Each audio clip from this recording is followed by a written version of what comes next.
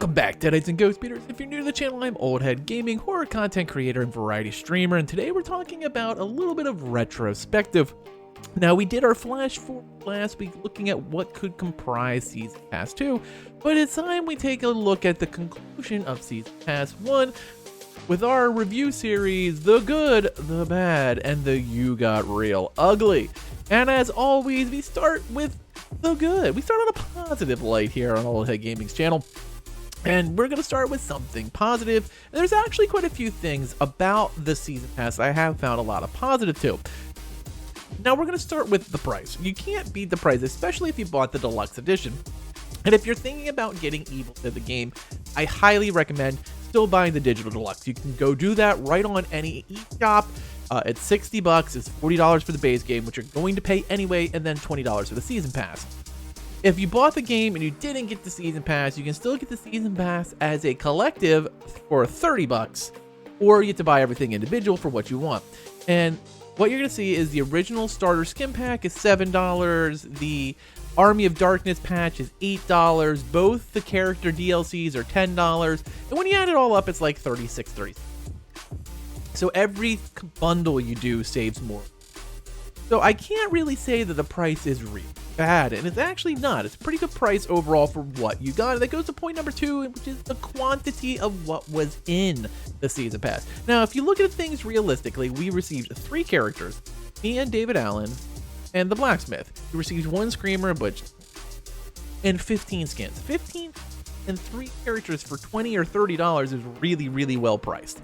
Even if you bought them all individually, it's still only $37. And let's be honest, I just spent, $19 on a skin on Overwatch. Like, it's not badly priced at all. I can't complain. I think all in all it was pretty well priced. The quantity was very high for what we got, but that leads to other things. And the final thing I thought was really good was the risk they took with the Blacksmith by adding crafting to the game. Now, of course, you can only craft as the Blacksmith if you have his portion of the game, which obviously isn't part of the base game. So I'm including crafting as part of it. And those 3 things to me were really, really awesome and absolutely worth praising as part of the Season Pass. Now we get to the bad. And the bad was characters without skins. We're going to start there. The whole S-Mart thing was an absolute trash. There was no S-Mart, no weekly purchase, so all you can really do is get the skins that come with these bi-monthly updates. And that kind of sucks because there's still 5 characters. 3 originals from Ash vs. Evil Dead, and that is Kelly Maxwell, Pablo, and Amanda Fisher do not have skins yet. So those original characters to the game are 3 that don't. And then, of course, new DLC characters, David Allen and the Blacksmith, did not receive skins either. So there's 5 characters that don't have skins even after the completion of the first Season Pass, while some other characters have 4 or 5 skins, and it's kind of weird how they did it. And the other thing was that you did not get a single demon added to your roster. Now, I do know we received the Plaguebringer adds free to all DLC, which is great. I love seeing them still give stuff away for free, but considering the fact that we all bought a Season Pass, not all of us are Survivor mains. So if you bought the Season Pass and you're a demon player, you're kind of disappointed because of the fact you did not receive a single demon inside the Season Pass. And getting back to, what characters have way too much, let's be honest, this was too much Army of Darkness. Way too much Mr. Fancy Pants. Let's be honest, it was a lot of AOD. We had an AOD character, we had a ton of AOD skins, like it was a lot of Army of Darkness. Now, I don't know if that's just because Universal was more willing to play ball or what transpired, but it was a really a lot of AOD. And hopefully in Season Pass 2, if you haven't seen that video, I'll have it at the end of the video for you. You can just click right on it. We see no AOD at all and a lot more of Ash versus the Evil Dead. Finally, the You Got Real Ugly. And I already kind of alluded to it first, which is the no Ash versus Evil Dead love. We did not receive any additional characters, even though Chet was hinted at. We have not received any additional demons like Ball or Ruby, or any other characters at all like Dalton, Randy, Brock. Like, there's a lot of really good characters beyond Chet and Ash versus the Evil Dead, and we received none of them. Everything we got was either 2013 or we got the Blacksmith and Army of Darkness. So no Ash versus Evil Dead love character wise, no Ash versus Evil Dead skin wise. The only additional skin that any of them got was Leader Ash's funeral skin, and I'll be honest, That is not enough. It's a great skin, don't get me wrong, that's what I still run on my leader, Ash, but there's so many good skins throughout that series, and nothing from Ash vs. Evil Dead came at all. It was really weird, even though we got 4 characters from the series.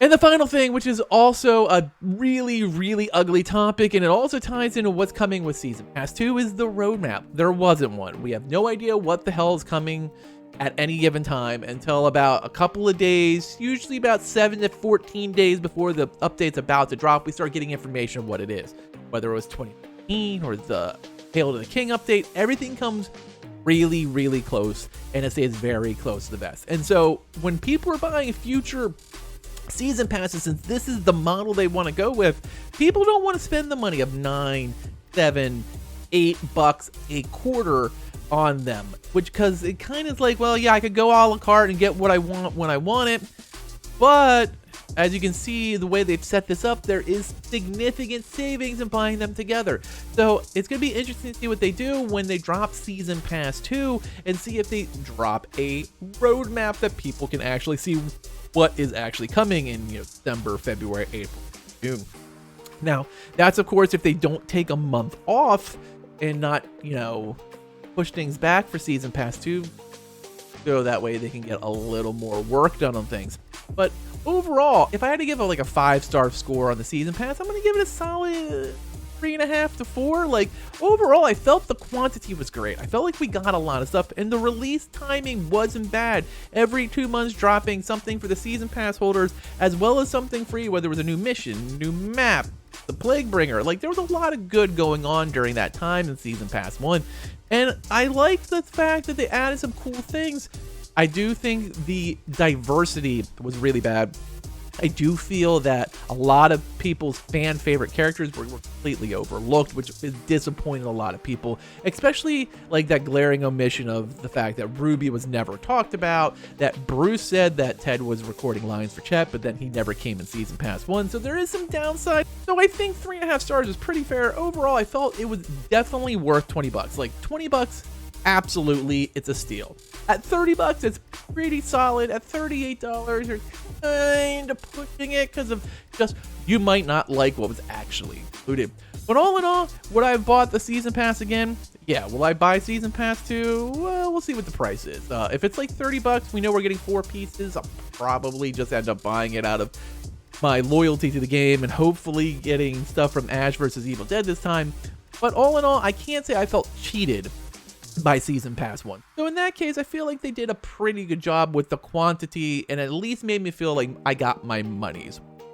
But I want to hear what your thoughts are in the comments. Do you think you got your money's worth? Do you think you felt ripped off? Do you think the stuff that was given to you just wasn't what you were looking for? I want to know what your thoughts are. Let me know below. As always, thanks for watching and later, mates.